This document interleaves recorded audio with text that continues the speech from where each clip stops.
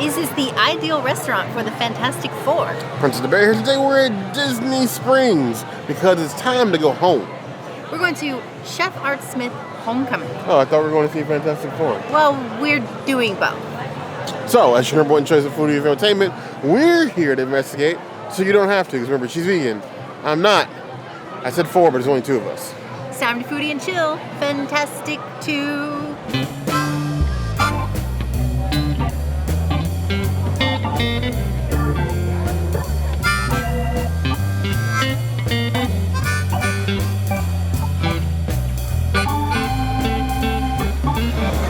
So, like everything vegan here at Homecoming, it's on the secret menu.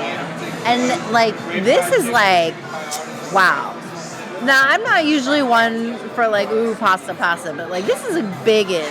And also, I brought my parm, so I'm excited for this. I would say this pasta is fit for a Fantastic Four, in my opinion. In my humble opinion. So this isn't like your normal pasta sauce. This pasta sauce has like a really beautiful like red pepper aftertaste to it that just gives you like a fire. Almost like that Johnny fire. Yeah? I like it. I like the veggies. I like the pasta. I'm not usually, like I said, one for pasta, but it's serving and it's giving Fantastic Four. I guess I should give it like a 4 out of 4. No. I would say it's like a 4.25 out of 5 pastas. It's very tasty. And I wish, like everything, Homecoming would just put the vegan stuff on the menu. They had an amazing vegan brunch option. Why not dinner? Let's go. Fantastic Four. An off-the-shelf pasta. Homecoming really wants you to come home. Sort of like the first family of Marvel. It's spoiler-free. We're not giving any story beats, but I would think that all the actors did well. I am not the biggest fan of Fantastic Four as an IP, which is fine. Not every comic book, just like not every movie, is made for you. Some of them are tailored towards that. Your traditional family structure, that doesn't necessarily ring true with me, so I have a harder time connecting to it. But this is the first time that I think, in all of the Fantastic Four movies I've seen since I've been alive, that I actually cared what happened to any of them. So, Joseph Quinn, exceptional standout in very least. Then this pasta is standing out. Typical Homecoming, massive portion. The fact that they were willing to make this off-menu delight is great. I need them to start taking their plant-based he, she's, and they and none of them more seriously. Because as we always said, if you put it on the menu, they will come. And that's not some Kevin Costner Field of Dreams nonsense. We're serious. Make an option, and they'll come. And we'll do our bit to help them come check it out. And give you some tips, pointers even. There's one thing that I have to say about Homecoming. And I have a lot of things to say about Homecoming. Compared to any other Southern Comfort, home-style restaurants or restaurants that are basically American, like, fare, as you will, their vegetables here are not boring. It's very easy to have boring vegetables with American plates. Americans, for some odd reason, are not in love with vegetables. Homecoming, the vegetables are not boring. They're flavored, they're seasoned, probably because they're Southern, and they still maintain the crunch. They don't overcook them to the point of being like some amalgamous mush. This is just a vegetable pasta with like a house-made tomato sauce, but the veggies are still the star. The zucchini, the squash, the tomato, the carrot, very present, very forward. For something that they whipped up in the back in the kitchen off menu, I am impressed. Now, just do an actual vegan option. 4 out of 5 plus. I was super bummed that I didn't collect any barbecue sauce or mustard to put with my nuggies. from the movie theater since we were just there, and they put honey in everything here, so I couldn't have it. So I'm thankful that I always bring pocket parm with me everywhere that I go, so I can just cover this pasta with the parm, and it's gonna be so good. Promise you. This is the thing that every pasta needs. If you don't have pocket parm, what are you doing with your life? Not that I'm plugging for Madly Hadley. Maybe I'm a little bit, but I feel like every Disney location should have Madly Hadley. I feel like Earth Balance and Madly Hadley should just be everywhere because it is so essential to anything vegan. And considering the fact that Chef Art Smith was one of the first or original crew for California Grill team, he knows he can do the things. So I encourage him to do so. I think this pluses up the pasta a lot, but the rating still stands. I really feel that even though the options at Walt Disney World are better than you're going to find around most of Orlando and any other theme park in the Orlando area, there is still some level of you need to use your resources. If you come across a restaurant that's giving out extra sauce, you're here for your trip, bring that with you. You come across red pepper, bring that with you.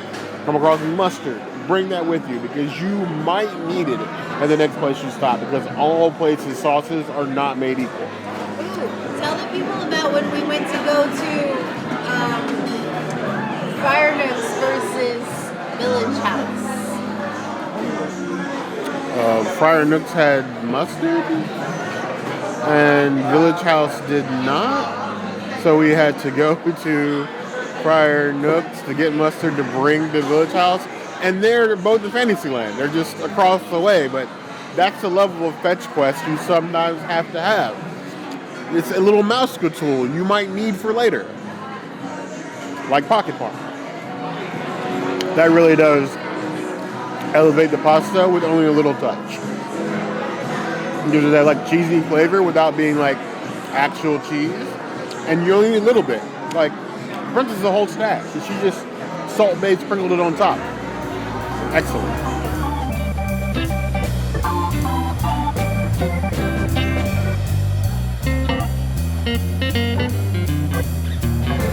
Just like this beautiful salmon, this off-menu barbecued salmon, the problem with Homecoming is the options.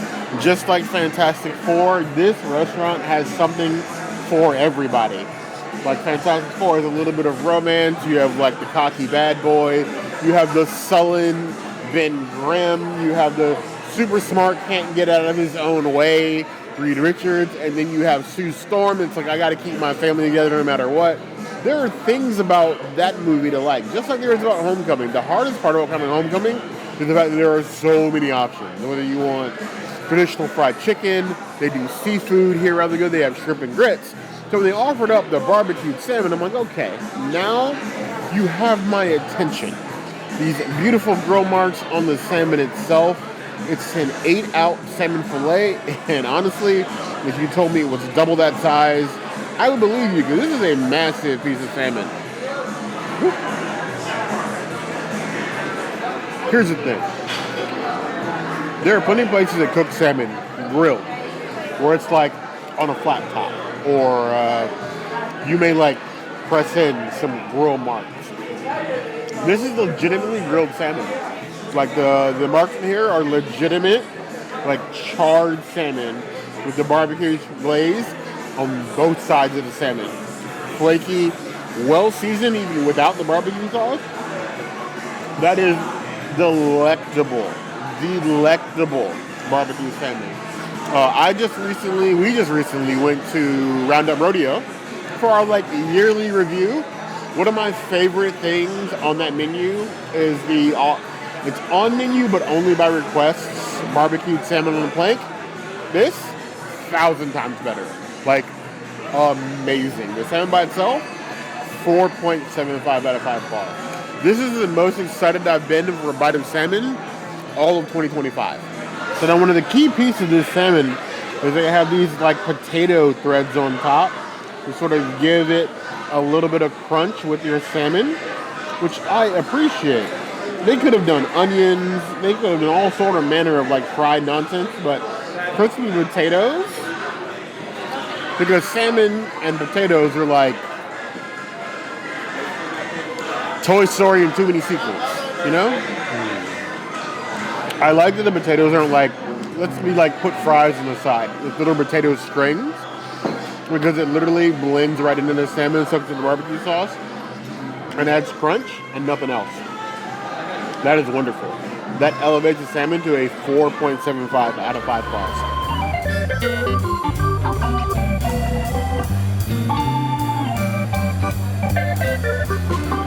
Here we have the asparagus.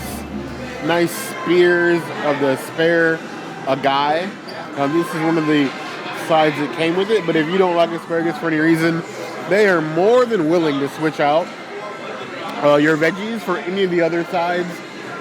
Some obviously may be an upcharge, but like the fact that they're just willing to like, hey, if you don't want X side, you can get whatever, we don't really care. I like that. I can really respect the asparagus done well. Cooked enough to be nice and soft, but still got a crunch. Light bit of salt, not too oily. You don't want to go overboard with asparagus. Let the asparagus live. That's what this does. 3.5 out of 5.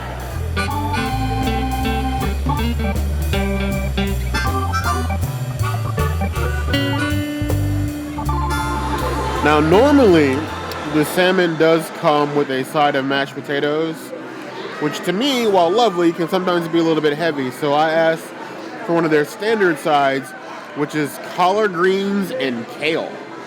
So you get this nice little cast iron mini skillet of collard greens and kale, because you know what? I need to eat my veggies so I can grow big and strong like Galactus. Not Ben Grimm, Galactus. Because I have a hunger. And it needs to be fed.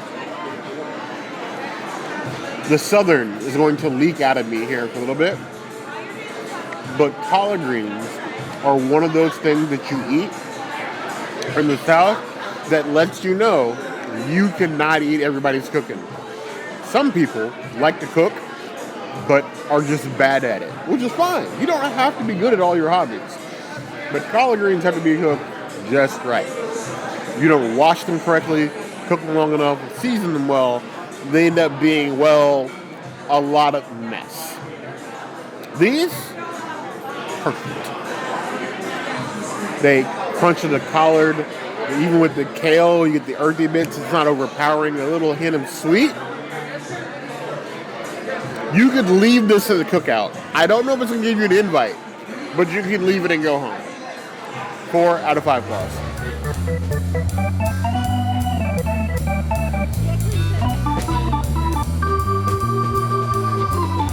I guess at this point, what is more southern than the cheddar drop biscuit? I'll admit, I think cheddar drop biscuits are southern BS. They're not that great. I don't want to choke in my food. And cheddar biscuits are a gimmick at best. Make a biscuit, add cheddar or don't. But they're really not that much of a star. They're not Johnny Storm. It's a standard cheddar biscuit.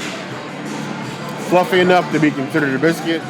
Dry enough to choke your worst enemy or your mother-in-law. Don't do that. Even if you deserve it, don't do that. It's an okay biscuit. Am I going to write home about it? No. But it's a similar quality to the biscuits that they sometimes put on like their southern chicken biscuit sandwiches here. They're okay. They're not KFC level biscuits. And yes, I'm saying that KFC biscuits are better than Popeyes because I'm incendiary like that, but they're okay. Red Lobster? Ew. Red Lobster biscuits. 3.5 out of 5 claws.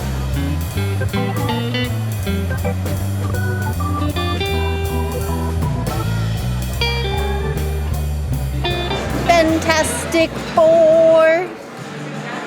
No, it's Gardein chicken nuggets, really. Sometimes they have incognito. Sometimes they have Gardein. The last couple of times we've been here, it's been Gardein. We haven't had incognito but like once. So take that for what you will. I would say if you're coming here, expect Gardein. Don't come here expecting incognito. Fantastic. Even though I just had Impossible Nuggies in the movie theater for the Fantastic Four, I had to get the nuggies here. And maybe they would go with my pasta. I don't know, but I had to order them. It is, without a doubt, Gardein. And also, not as good as Impossible. So I kind of feel like I shortchanged myself. But I do think maybe it would be good in the pasta. I'm just like unsure about breaded chicken in a pasta, but isn't that kind of what chicken parm is? By themselves, I would say they're probably like a 4 out of 5 chickens. You can get these in a sandwich, you can get them on a salad, you can get them by themselves in a little side trio, you can put them on the pasta. I like getting the avocado toast for breakfast and putting these on there. That's a game changer. But then the vegan hash is good too, so. I would give these a 3 out of 5 nuggies. I appreciate that they're here. I just wish that they were on the menu because in the 7 years we've been doing YouTube, it's been on the menu, but never on the menu, if that makes sense. I know that in me is a true hater. Like, truest to true. When I want to hate something, I will hate it. That is in me. And I have at times hated on the fact that the princess only gets these Gardein chicken tendies here because Homecoming is very good at southern food, and I really don't feel like it would be that hard for you to come up with at least one vegan dish and incorporate these in a southern style cooking, like a vegan chicken and biscuits, just something other than just like we have Gardein that we could add to anything. I didn't taste the Impossible chicken nuggies because the princess devoured all of those while I was at the bar inside the movie theater, which is fine.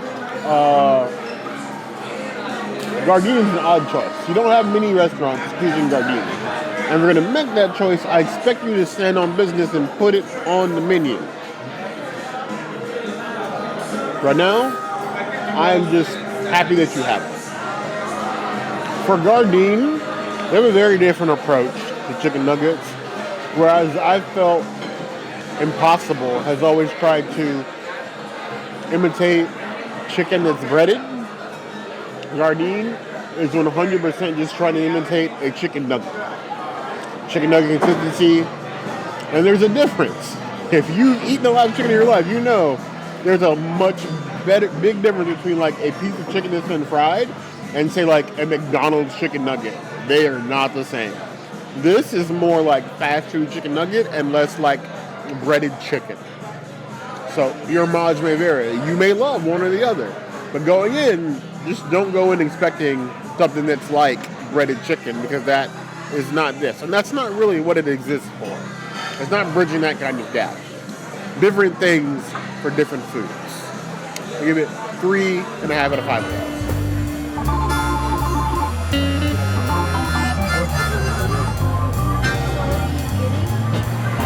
Bear ordered a strawberry ranch water. I will tell you one thing. There's no strawberry in Fantastic Four. The only thing that came close to this color in us watching Fantastic Four was the Avatar Fire and whatever, Fire and Ash preview. That's the rest of the Fantastic Four movie was just blue. Blue. And white. And white, but like mostly blue. Yeah, I actually did pick these ears because they were Fantastic Four color. Plus, Homecoming I thought was like an appropriate place to go for Fantastic Four, but whatever.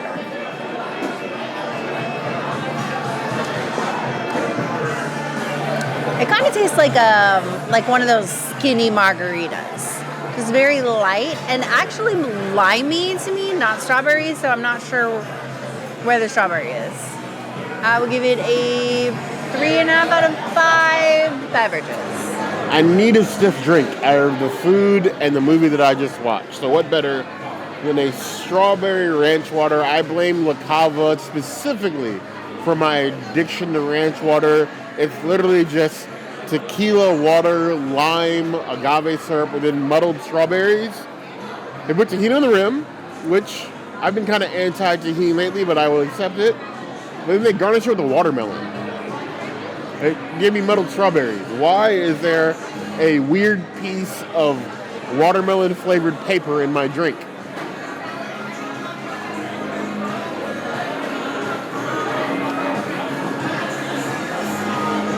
They're lucky it's good. If you've never had ranch water, it's basically like the princess is pretty apt in her description, like a skinny margarita. It's just like tequila water and lime juice instead of like a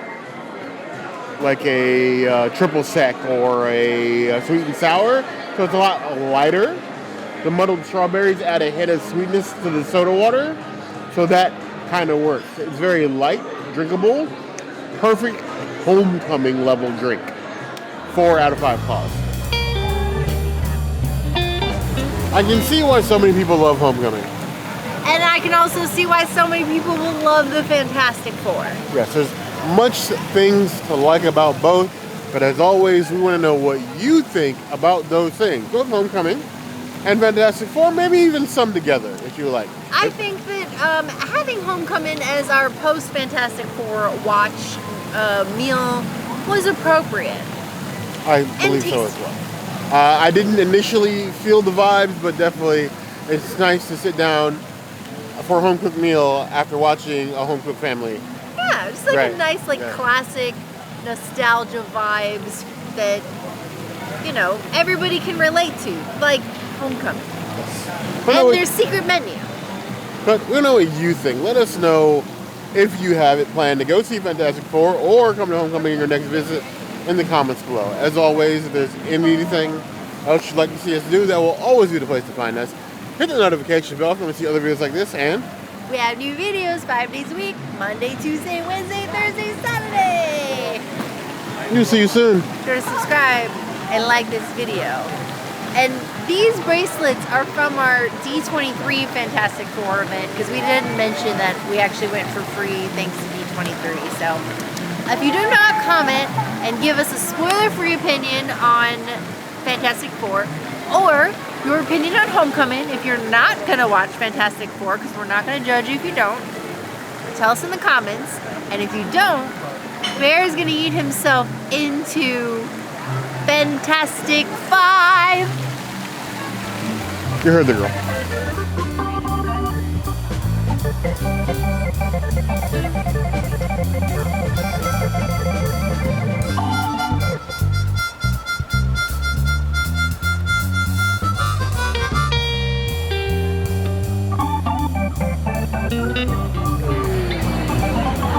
In case you were wondering, the board is not part of the body.